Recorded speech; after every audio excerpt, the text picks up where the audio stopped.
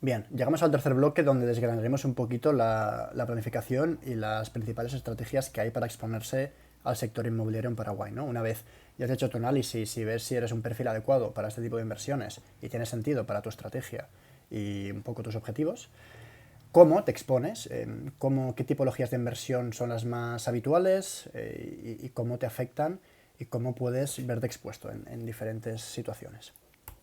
Bien, principalmente hay tres variables generales, ¿no? Luego sí que hay maneras de invertir diferentes, que ahora iremos desgranando un poquito más, pero bueno, principalmente hay dos tipos de desarrollos para segregarlos en diferentes tipologías. Está el perfil de torre mixta en zona premium, ¿no? Si habéis visto algún tipo de vídeo de información respecto al mercado inmobiliario paraguayo, en Paraguay en particular, específicamente hablando de Asunción ahora mismo, está lo que llaman el eje corporativo, el eje financiero, que son las zonas más demandadas a nivel pues, corporativo, también incluso de ciertos roles o cierta persona que trabaja mucho en empresas, pues también prefieren vivir cerca de oficinas y es donde está la actividad comercial y económica, ¿no? Entonces, ahí tiene sentido que están desarrollando pues bastantes edificios y torres más estilo corporativos, más grandes, un pelín más lujosas, y es un poco la idea de que sea ese eje financiero y ese eje de, digamos, de referencia de la capital de Asunción en este caso, ¿no?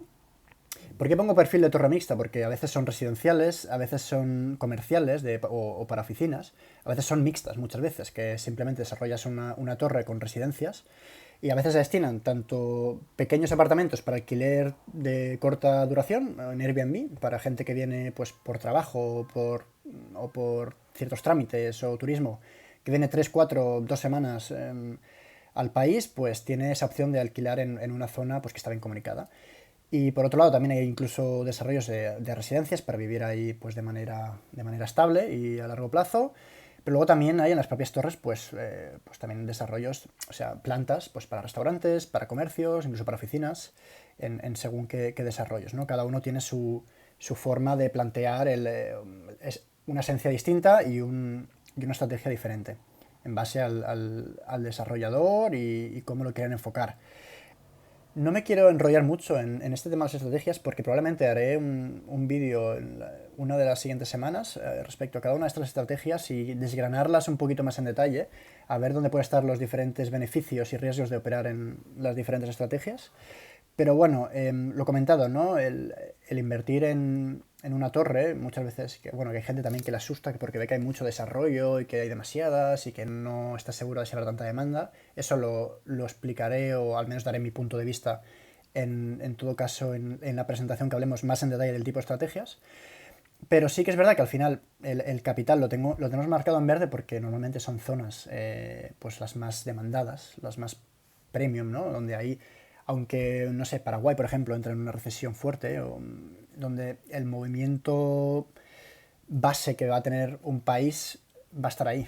Entonces, normalmente si hay una recesión fuerte o algún desajuste económico que afecte mucho a Paraguay, la zona donde hay más movimiento es la que, pese a verse afectada, menos afectada se verá, ¿no? Normalmente se verían afectadas las que están siendo desarrolladas ahora con el CAPEX actual, que es un poco la estrategia B, que es la vivienda residencial. Es un poco para apartamentos pensados para el alquiler de larga duración y que van a cubrir un poco esa demanda creciente de esa clase media que va demandando pues una residencia habitual pues para formar una familia, para ir teniendo hijos, etcétera, ¿no? Que son barrios a veces en la propia Asunción, pero que no están ya en el eje corporativo o el eje financiero, sino que están en los alrededores, ¿no? Por ejemplo, las Mercedes, que ahí pues son barrios que se han ido desarrollando y que están más enfocados en ser residenciales más que en una función más corporativa.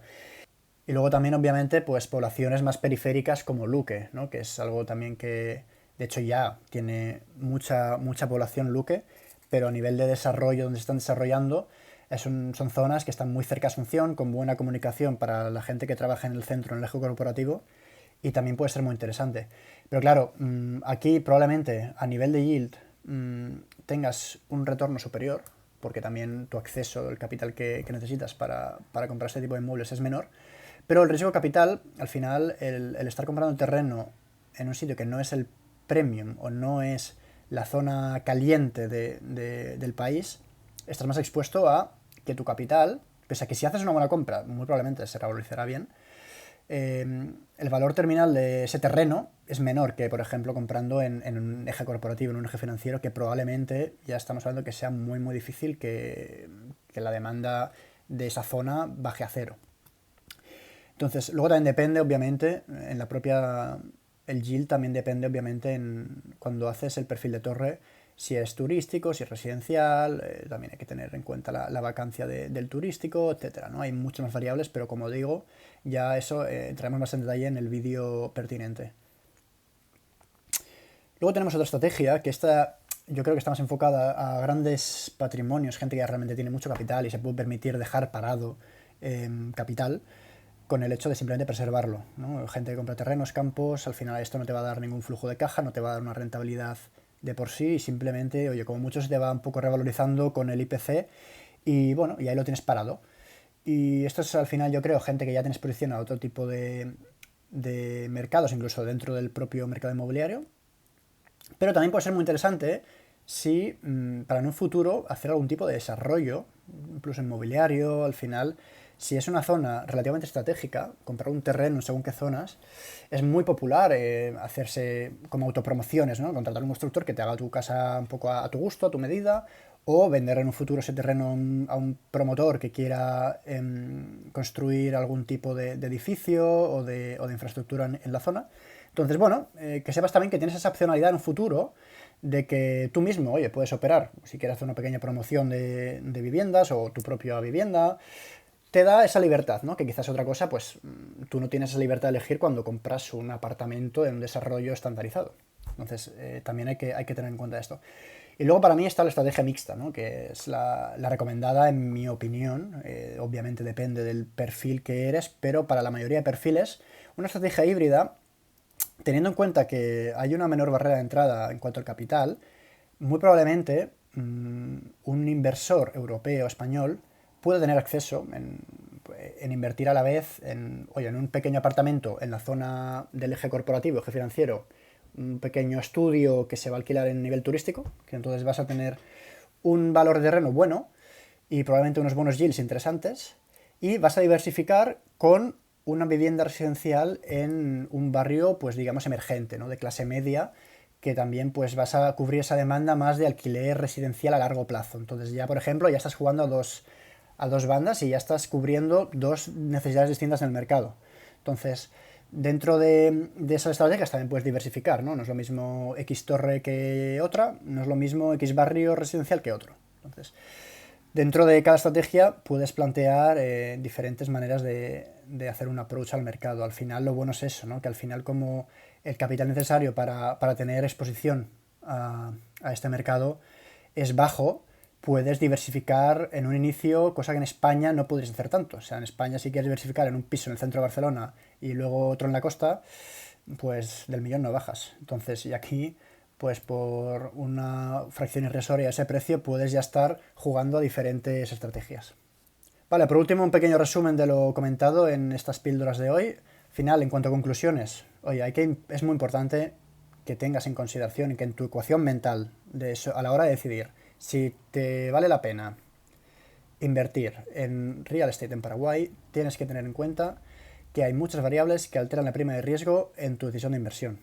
Que tengas en cuenta el factor de la liquidez, que tengas en cuenta el factor de un exit de si quieres salir en un futuro, que tengas en cuenta el riesgo que supone al final que es un país que está emergiendo actualmente, que no tienes ese conocimiento y que quizás no, muy recomendablemente te tengas que dejar asesorar por alguien local o alguna empresa que opere el mercado local y sepa cómo funciona el reglamento. A nivel fiscal también las implicaciones tenerlo muy claro. Entonces, todo este tipo de cosas tienes que tener en cuenta que afectará al premium exigido a la hora de invertir ahí.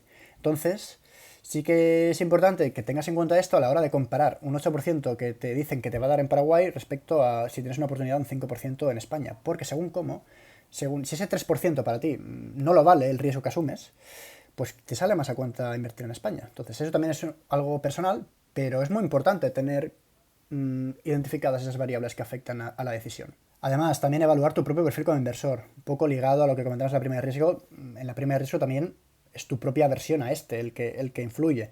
Si tú también no quieres asumir muchos riesgos, pues lo enfocarás de una manera o pasarás de este tipo de inversiones. Si, oye, ves que en España no te está dando rendimiento o no estás muy a gusto en la situación actual o el camino, ¿no? Que lleva España a Europa, hay mucha gente que le pasa, que no está del todo cómoda y prefiere, oye, por lo que sea, pongo un poco de capital fuera de Europa, por lo que pueda venir y también diversifico a nivel estratégico. Pues oye, pues cada uno como considere. Y a nivel, obviamente, pues patrimonial. A nivel de una cartera global, ¿cómo afecta el tener este tipo de activos? A nivel de situación fiscal, familiar, etcétera, todo esto también hay que tenerlo en cuenta en la ecuación. Luego, además, también las diferentes estrategias y vías de inversión disponibles para tomar una mejor decisión cuando ya decides acceder a este mercado, pues cómo lo haces, ¿no? Que si renta a alquiler habitual a largo plazo, cuidando bien al inquilino a varios años y que, bueno, y te va dando una renta más estable. Oye, aunque te dé una renta más irregular, quiero sacar un yield interesante, aunque tenga que pagar un poquito más ahora pues por una torre en un sitio muy muy bueno, pero voy a sacar más yield porque va a ser en turístico y en Airbnb. Entonces, bueno, pues cada uno hay que hacer un análisis individual de las oportunidades que hay, diferentes también, eh, y valorar cómo entrar y cómo encaja en tu filosofía de inversión. Bueno, y por último añadir que Paraguay no es el único mercado emergente que está abierto a inversiones extranjeras de este tipo. Sí que es verdad, hoy en día, pues también pues con lo que la tecnología y la información supone, invertir en el extranjero en un inmueble no es como hace 30 años, que sería algo impensable si no eras alguien pues que te dedicabas profesionalmente a esto. Entonces, hoy en día, como particular, tienes acceso a más opciones de inversión, ¿no? Tu universo de inversión se ha ampliado y hay otros mercados que también son interesantes. Sin embargo, al menos nosotros, a nuestro juicio, Paraguay es de los más atractivos. Sí que es verdad, también hablamos de esta manera porque es el que más a fondo hemos investigado. Entonces, y consideramos que es una oportunidad muy interesante.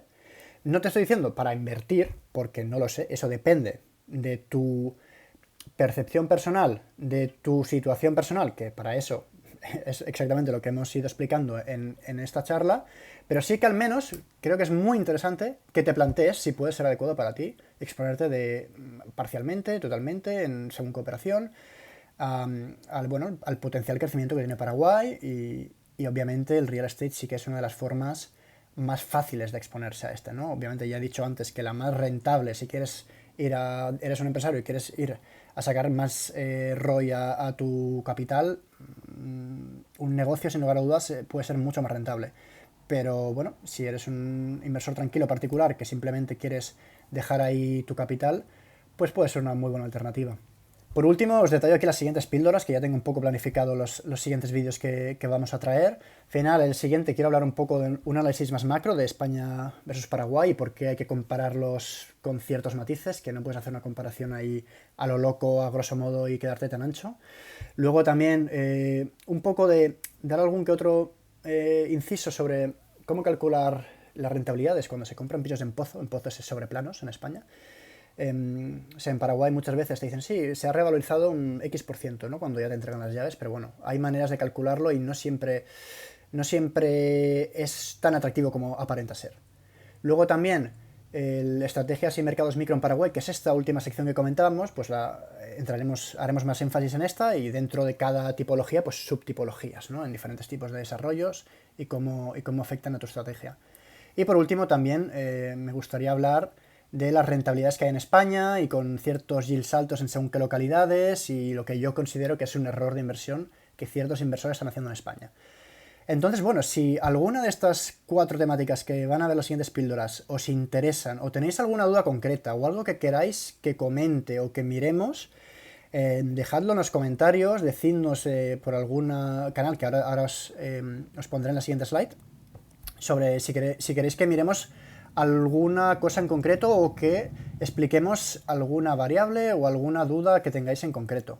Porque la verdad que esto sirve un poco básicamente de exposición de, oye, transmitir ese conocimiento o esas impresiones que tenemos, que a veces sí que son subjetivas, no todo esto no es misa, o sea, todo es susceptible de ciertos sesgos y de subjetividades personales, pero sí que creo que hay un déficit de información en muchos de estos campos y que es importante estar bien informados antes de tomar decisiones tan relevantes, ¿no? Como es, por ejemplo, invertir en un inmueble en el extranjero. Os dejo aquí los datos de contacto para contactar con nosotros y lo dicho, cualquier duda, cualquier cosa que quieran que comentemos en los siguientes píldoras, en los siguientes vídeos, pues estamos más que encantados de ayudaros. Hasta luego.